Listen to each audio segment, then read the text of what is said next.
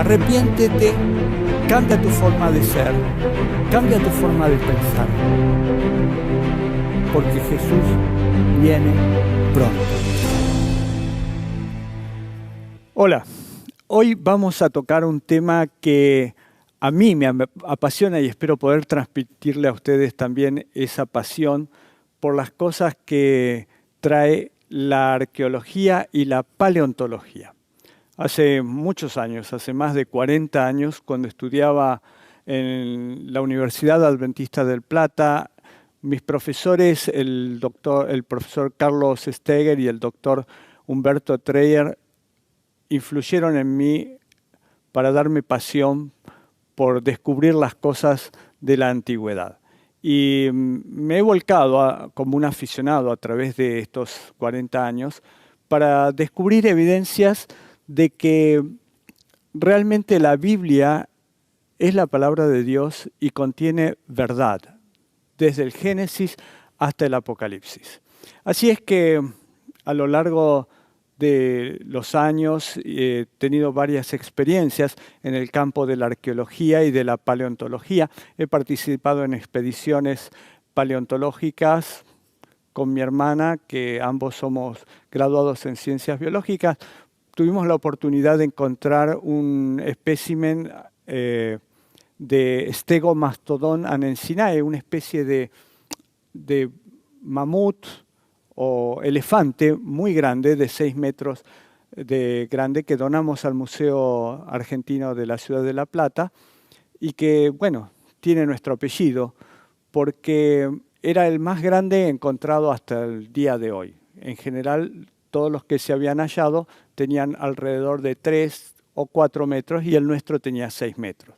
Así que impulsado por eso, yo tenía unos 30 años o tal vez menos cuando hicimos ese descubrimiento, he seguido investigando y he podido confirmar muchas evidencias de que lo que la Biblia relata de los tiempos antediluvianos es real y que la ciencia formó una historia paralela para no reconocer que eso ocurrió, para no reconocer que hay hoy día evidencias de una humanidad que fue destruida hace muchos años por un diluvio universal. Y ahora vamos a ver algunas de esas evidencias, las fotografías que he recolectado a través de mi vida son miles, y no podemos ocupar el tiempo para verlas todas. Hemos hecho una selección muy pequeña, pero contundente, para que ustedes vean algunas de estas construcciones que fueron realizadas por otra humanidad. Porque hoy en día, la humanidad actual, con toda la tecnología, no las puede hacer. Mucho menos podrían haberla hecho, por ejemplo, los incas, porque estamos viendo una parte del Imperio Incaico en los actuales Perú y Bolivia, que nos muestran una laboriosidad en la construcción de grandes bloques de piedra que nunca podrían haber realizado los incas ni sus antepasados. Por un hecho fundamental, en el Imperio Incaico no existía la rueda. Como no existía la rueda, tampoco existía la polea. La polea y los aparejos con distintos tipos de poleas han servido desde la antigüedad para poder alzar grandes bloques de piedra, muy pesados. Pero en el Imperio Incaico eso no existió. Existieron sí las cuerdas, existió la fuerza bruta de los seres humanos y de animales, pero eran animales pequeños. Las llamas, no había caballos aquí en esta parte de América, así que hasta la llegada de los conquistadores, la fuerza humana básicamente era lo que movía las cosas. Estas construcciones que vemos aquí son de piedras gigantescas, como las hay en Cusco, por ejemplo, y en Tiahuanaco. Piedras que tienen muchas toneladas y que no es posible mover con la fuerza humana, ni aún con la fuerza de cientos de personas.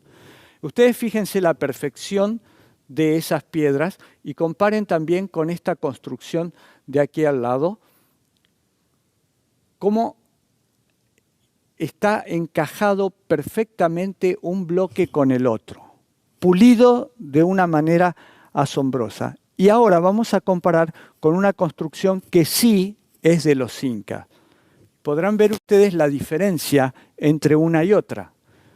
Logran ver aquí en la parte inferior la construcción antediluviana y en la parte superior la construcción postdiluviana, tratando de imitar la anterior, pero con rocas muchísimo más pequeñas, usando la tecnología que tenían los incas, pero con una construcción muchísimo más sencilla.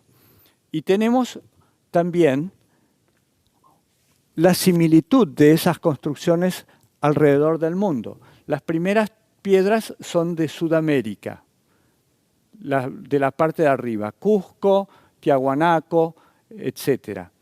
La segunda línea es de Egipto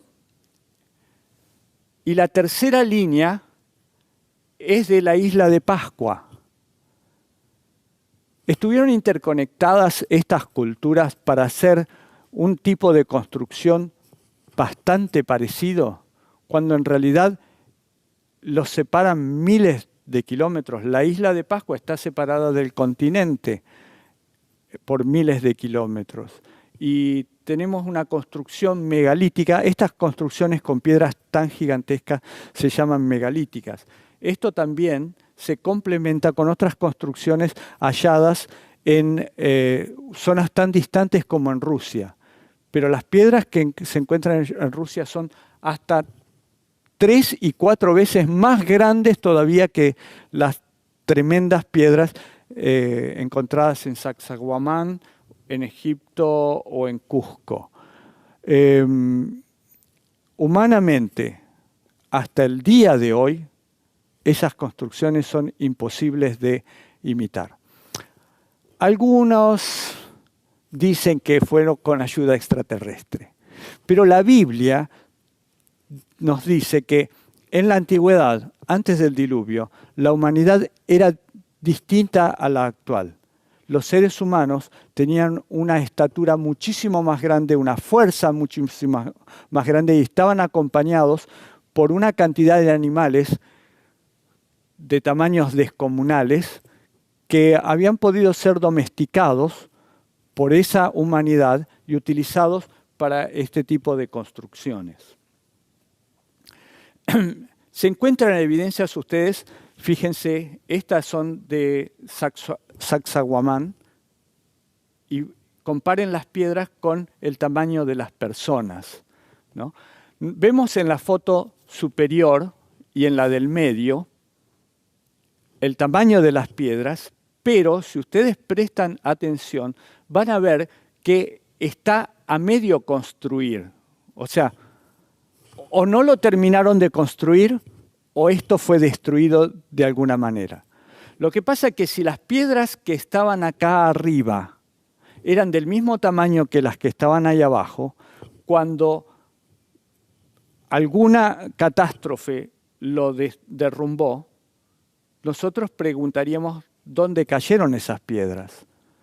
Están por los alrededores, porque ¿qué catástrofe tan grande tiene que haber ocurrido para que las piedras que estaban acá arriba ahora no se encuentren en ningún lugar? Solamente un diluvio universal. Con la fuerza del diluvio que explica la Biblia, podría haber hecho que estas grandes construcciones fueran destruidas y las piedras que faltan hayan desaparecido y hayan sido llevadas por la fuerza de las aguas. No se olviden que esto está ahora arriba de una montaña, pero en alguna época anterior esa montaña estaba más cerca del nivel del mar. Por eso las aguas pudieron destruirlas más rápidamente. Con el correr del tiempo, después del diluvio, toda América se separó de Europa y de África, corriéndose hacia el oeste, formando la cadena montañosa de los Apalaches en el norte y de los Andes en el sur. Esta fotografía es la entrada de una cueva, pero fíjense ustedes que las paredes están perfectamente lisas y este dintel superior es perfectamente tallado. Solo que esto es una cueva que está varios metros bajo tierra. Las imágenes que estamos viendo se corresponden con construcciones que están del otro lado del Pacífico.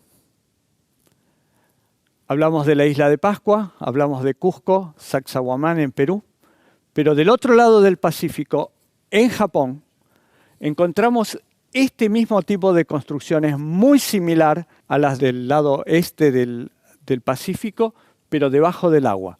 En un lugar llamado Yonaguni, en Japón, podemos ver este tipo de construcción muy similar a las que se encuentran en Perú. Esta es una ciudadela, una construcción que está bajo el agua. Fue descubierta hace pocos años, unos 20 años aproximadamente, por un buzo aficionado que estaba nadando por esas aguas y de repente se encontró con esta construcción debajo del nivel del mar y nadie sabía que esto existía. Ahora es un parque nacional en Japón, se llama Yonaguni. Usted puede googlearlo y ver muchísimas más fotografías de este lugar que pertenece a una humanidad que ya desapareció, pero que podía hacer grandes construcciones como estas, megalíticas. La Cueva de los Tallos en Ecuador, esta fotografía que vemos en el ángulo superior izquierdo, nos muestra que ha sido construida por los hombres, no es una cueva natural, es una cueva construida por los hombres. El padre Crespi, un sacerdote católico que había hecho amistad con los indígenas del lugar, recibió como regalo por sus atenciones una serie de tesoros que habían sido encontrados por los indígenas en esas cuevas. Esos tesoros consistían en, entre otras cosas, montones de artefactos y láminas de oro con distintos grabados. Algunas de esas láminas han sido robadas, otras están en un museo, y entre la multiplicidad de objetos que se encontraron, hay algunos que son muy similares a esculturas encontradas en la Mesopotamia, en el Medio Oriente, en la zona de Irak, Irán y el Líbano, Asiria, toda esa zona, se encontraron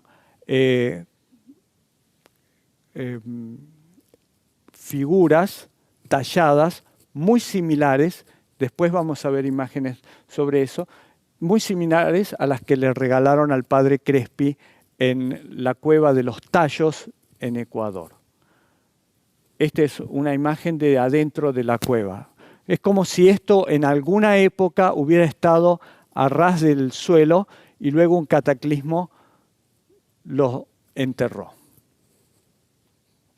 Fíjense, esta imagen, la imagen de la izquierda, es la de una escalera que está dada vuelta, que ha sido arrancada de la base por alguna fuerza extraordinaria, por ejemplo, la fuerza de las aguas en una inundación, pero la dieron vuelta. Esto sería la imagen original. Esta es la escalera, esta era la base de la tierra donde estaba la escalera para subir por acá, y de aquí para abajo estaba enterrado, estaba en la tierra. Esta era la base. Bueno, una fuerza descomunal la dio vuelta y así es como aparece en realidad. ¿Dónde provino esa fuerza descomunal? La única respuesta que tenemos es la del diluvio. Un diluvio que aparece descrito más o menos de la misma manera, con los mismos componentes, en más de 200 culturas alrededor del mundo.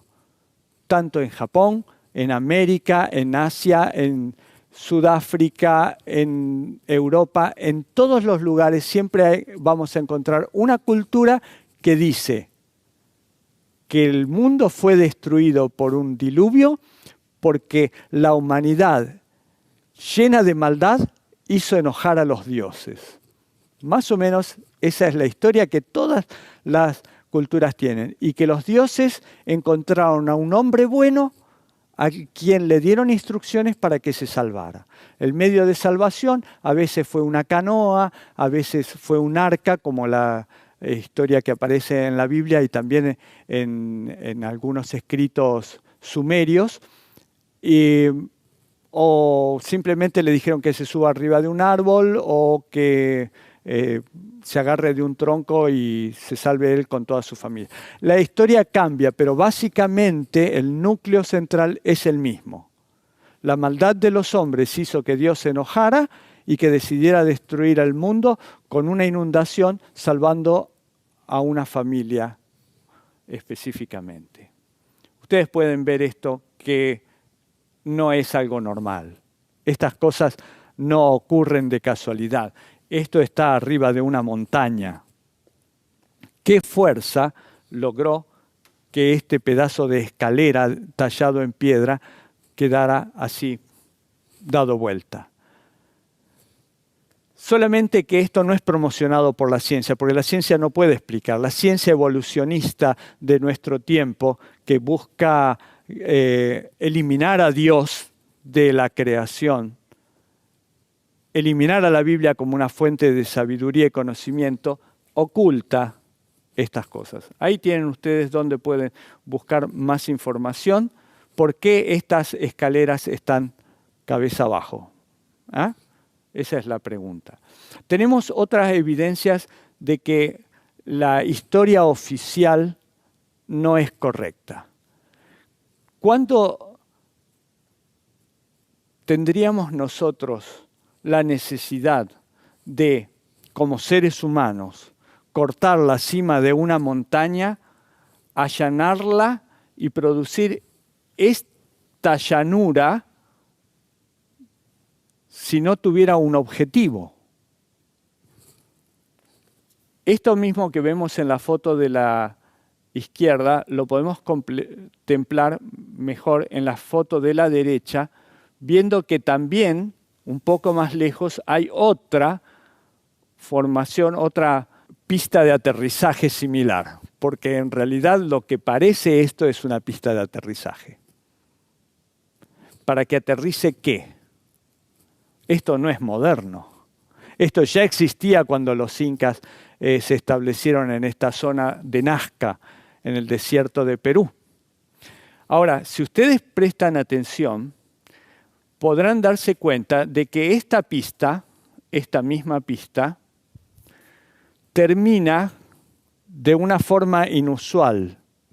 Aparece como cortada, como si esta pista en realidad continuara hacia allá, pero de repente surgió una montaña entre medio. ¿Qué es lo que estamos viendo? Simplemente que la pista original fue destruida por la acción posterior al diluvio, pero quedó una parte, esta parte de acá y la parte de allá, que en alguna época era continua, pero luego, después del diluvio, quedó cortada así por una montaña que surgió entre medio. Evidencias de que existió una humanidad anterior a la nuestra, mucho más grande que la nuestra, hay. La ciencia actual trata de que estas evidencias no aparezcan en la luz, que se ignoren. Gracias a Internet nosotros podemos ver estas fotografías que son incuestionables. Acá tenemos una huella de un pie que en algún momento estuvo de forma horizontal, ahora está en forma vertical. Y algún escéptico podrá decir, bueno, pero alguien lo talló. No, hay una diferencia entre un pie o una imagen de estas tallada, porque se ven las huellas del cincel, y una imagen comprimida por el peso de algo. Esta imagen, esta huella está comprimida sobre la roca, en una época en que la roca no era roca, simplemente era arena húmeda. Luego, por la acción de de los elementos naturales posteriores al diluvio, esto se transformó en piedra. Y las huellas quedaron así, de un pie de una persona que por lo menos mide alrededor de 6 o 7 metros de altura, o tal vez más. Pero no solamente huellas de pies desnudos se han encontrado también huellas de zapatos de personas, huellas que están en la piedra, marcadas también, impresas en la piedra, por presión. Esto es incuestionable, es la huella de un zapato. Y en comparación con un pie moderno, ustedes pueden ver que esta persona, la que dejó la huella, tenía varios metros de altura. Esto es algo inexplicable para la ciencia. Como la ciencia moderna no lo puede explicar, trata de ignorarlo. Esta escultura, que es la cara de una mujer con rasgos europeos, se encuentra en África, en Mali.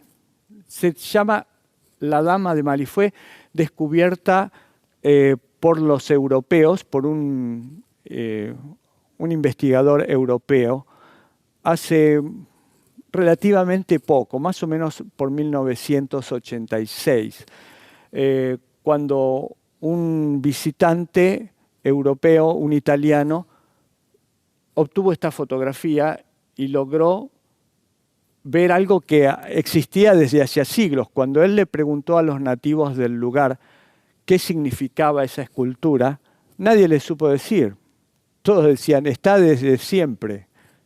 Desde la época de mis antepasados siempre estuvo ahí. Nadie la talló de nuestra comunidad. Siempre estuvo en ese lugar.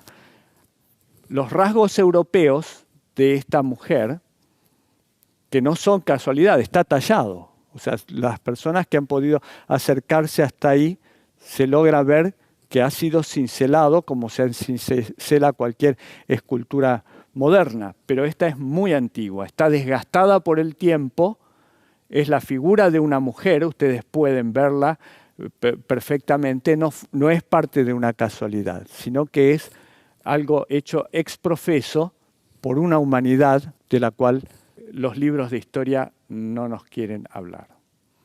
Estas evidencias que la ciencia ha estado tratando de ocultar nos llevan a pensar que existió un mundo similar al que la Biblia describe, un mundo donde los hombres eran muy grandes, eran muy poderosos, tenían capacidades mayores que las nuestras porque acababan de salir de la mano del Creador.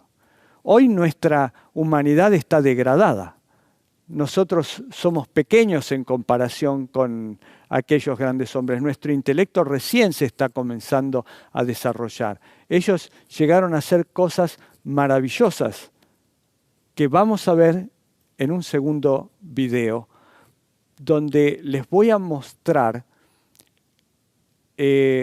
tecnología antigua, conocida como los OPARTS.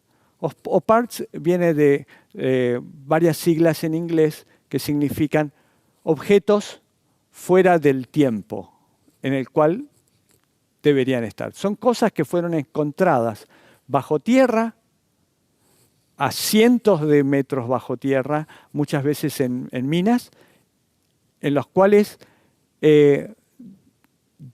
muestran una tecnología muchas veces superior a la que tenemos hoy en día y conocimientos que la humanidad de hoy en día, recién en el siglo XX, pudo llegar a obtener. Sin embargo, estos objetos son de hace muchos miles de años atrás, de la época anterior al diluvio. Los invito a acompañarnos para el próximo video. Búsquelo en internet, OPARTS, OOPARTS. No se lo pierda. Va a ser muy interesante.